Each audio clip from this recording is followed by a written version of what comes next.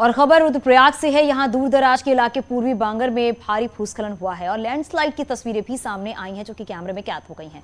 करीब 12 से ज्यादा गांवों को जोड़ने वाला हाईवे इस लैंडस्लाइड पे बंद हो गया है। पहाड़ से पत्थर और मिट्टी के साथ कई पेड़ भी टूटकर सड़क पर आ गए हैं। बरसात की वजह से लगातार लैंडस्लाइड की घटनाएं हो रही हैं और पूर्वी बांगर के इस इलाके में हल्का लैंडस्लाइड हुआ था, जिसके बाद रोड में कुछ दूर पर गाड़ियां रुकी हुई थी और इसी दौरान पहाड़ से कई टन मलबा, पत्थर और पेड़ सड़क पर आ गए। हालांकि इस दौरान रोड पर आवाजाही नहीं हो रही थी, इसलिए जान माल का कोई नुकसान नहीं हुआ है, लेकिन बांगर क्षेत्र में अब आवाजाही पूरी तरह से बंद हो गई है।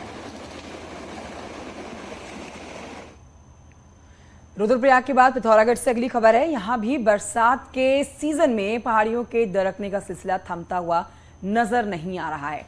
ये वीडियो जो आप देख रहे हैं पिथौरागढ़ में मुंसियारी हडकोट रोड का है, जहां बारिश के बाद कमजोर हुई पहाड़ी से पहले धीरे धीरे करके मिट्टी और पत्थर निकल रहे थे और फिर पहाड़ी का पूरा हिस्सा ढहकर नीचे सड़क पर आ गया। भारी भूस्खलन के बाद मुंसियारी हडकोट रोड भी बंद हो गया है। जिस वक्त ये पहाड़ी गिरी वहां कुछ लोग मौजूद थे, हालांकि किसी को चोट नहीं आई है, लेकिन कैमरे में जरूर ये घटना कैद हो गई। आप भी देखिए बरसात के सीजन में पहाड़ों के क्या हाल होते हैं।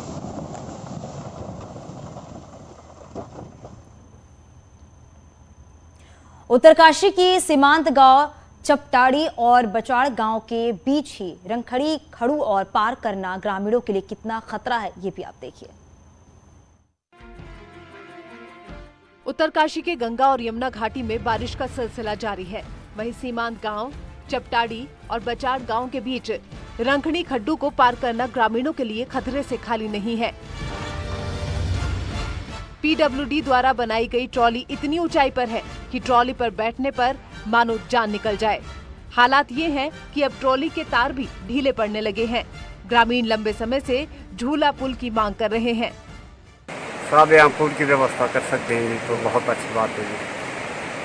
इसमें डर के मारे हम नीचे रास्ता भी नहीं है नीचे जाने के लिए। गांव के पास नजदीक बहने वाले खड्डू का गहरा होना खेती के लिए भी नासूर बन गया है। खेती के लिए ग्रामीणों को बारिश का इंतजार रहता है और बारिश के पानी से ही धान की रोपाई हो रही है। हालांकि डीएम गांव के लिए कार्य योजना बनाने की बात कह रहे हैं। केवल बरसाती पानी पर निर्भर है।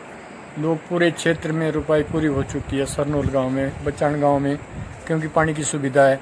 हमारे लिए इतना खतरनाक खड्डा है बगल में, रंगखड़ी नाम है इसका, जिसमें पानी तो बहुत है लेकिन हमारे किसी काम का नहीं है। यही है कि आपदा पूर्व ही ये सब चीजें चेक कर ली जाएं।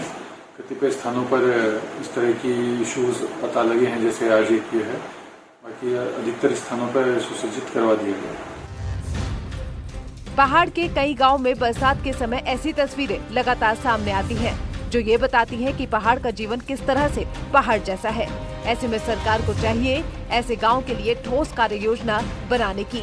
न्यूज़ 18 के लिए उत्तरकाशी से बलबीर परमार की रिपोर्ट।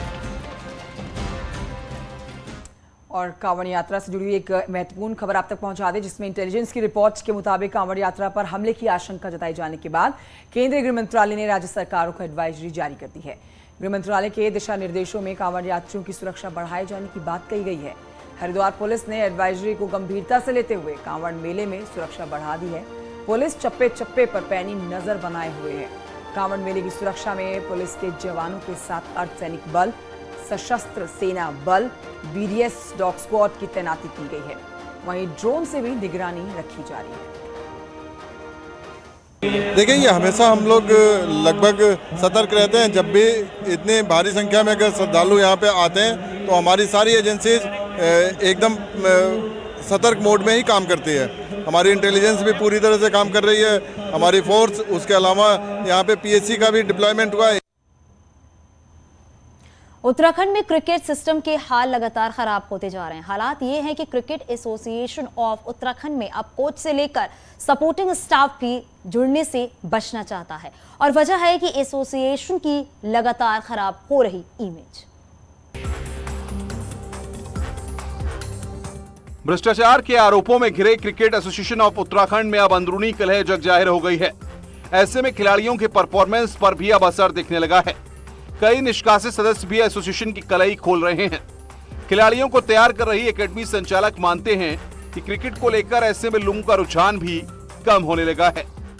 देखो, जिस तरह टीम का परफॉर्मेंस रहा है ना, जिस तरह से टीम की हार भी, तो इससे साफ जाहिर होता है कि हमारे मैनेजमेंट में कमी है। मैनेजमेंट ठीक से काम नहीं कर पा रहा है बस। वहीं एसोसिएशन का तर्क है कि स्टेट लेवल पर खिलाड़ियों को तैयार कर रहे हैं, लेकिन आरोपों से प्रदेश की छवि खराब हो गई है। कोच से लेकर सपोर्टिंग स्टाफ तक अब उत्तराखंड क्रिकेट एसोसिएशन से बचना चाहता है। धूमल करने वाले भी अपने लोग हैं। एसोसिएशन की क्या हो रही है, पूरे उत्तराखंड की हो रही है। आपके कोई आने वाला अगर ऐसे ही चलता रहा, परिस्थिति यही बनी रही, आपके यहाँ अच्छे कोचेस आने बंद हो जाएंगे, सपोर्ट स्टाफ आना बंद हो जाएगा। अब उत्तराखंड क्रिकेट टीम का रणजी ट्रॉफी में मुंबई के खिलाफ परफॉर्मेंस इस कदर खराब रहा कि खिलाड़ियों की तो किरकिरी हुई ही। एसोसिएशन भी अब आगामी टूर्नामेंट के लिए एड़ी चोटी का जोर लगा रहा है। न्यूज़ 18 के लिए देहरादून से भारती सकलानी उनियाल की रिपोर्ट। हल्द्वानी में बना इंटरनेशनल स्टेडियम एक ऐसी रहस्यमय कहानी बन गया है जिसके खुलने का इंतजार सबको है। आखिर ये क्या है पूरा मामला, देखिए।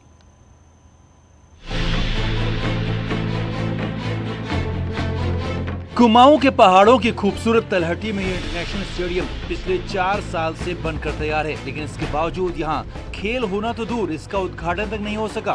पिछले 4 साल में अनगिनत मंत्रियों से लेकर अधिकारियों तक ने स्टेडियम का दौरा किया, लेकिन सबके दौरे ढाक के 3 पात साबित हुए और खेल प्रेमी किसी तरह स्टेडियम में स्पोर्ट्स एक्टिविटी शुरू करने की मांग करने लगे हैं। कई खेल हैं जो प्रभावित हो रहे हैं। अगर ये स्टेडियम चालू होता तो आज प्रतिभाओं को देहरादून है, आपके हरिद्वार, कहीं और का रुख नहीं करना पड़ता, क्योंकि हल्द्वानी में कोई स्टेडियम नहीं है। एक पुराना स्टेडियम है, उसकी हालत आप सभी लोग उससे वाकिफ हैं। दूसरी तरफ खेल अधिकारी अब नवंबर में स्टेडियम खिलाड़ियों के लिए खुलने की बात कह रहे हैं। इसमें कई चीज़ें ऐसी हैं जो बहुत ज़रूरी हैं, जैसे आपका मल्टीपर्पज़ हॉल है, उसमें अभी तक फ्लोर नहीं बिछा है। जो बैडमिंटन का है कोर्ट है, उसमें भी अभी फ्लोरिंग होनी बाकी है। अभी हमारे 20 मई को यहाँ पर मुख्य सचिव महोदय आए थे और उनके द्वारा जो कार्यदायी संस्था है उनको एक डेडलाइन दी गई है नवंबर की। स्टेडियम का काम 2012 में कांग्रेस सरकार के दौरान हुआ, लेकिन समय से काम पूरा नहीं हो सका। अब इसका नतीजा ये हुआ कि कुमाऊं के इस एकमात्र स्टेडियम में खेलने के लिए खिलाड़ी 40 साल बाद भी इंतजार ही कर रहे हैं। हल्द्वानी से न्यूज़ 18 के लिए शैलेंद्र नेगी की रिपोर्ट।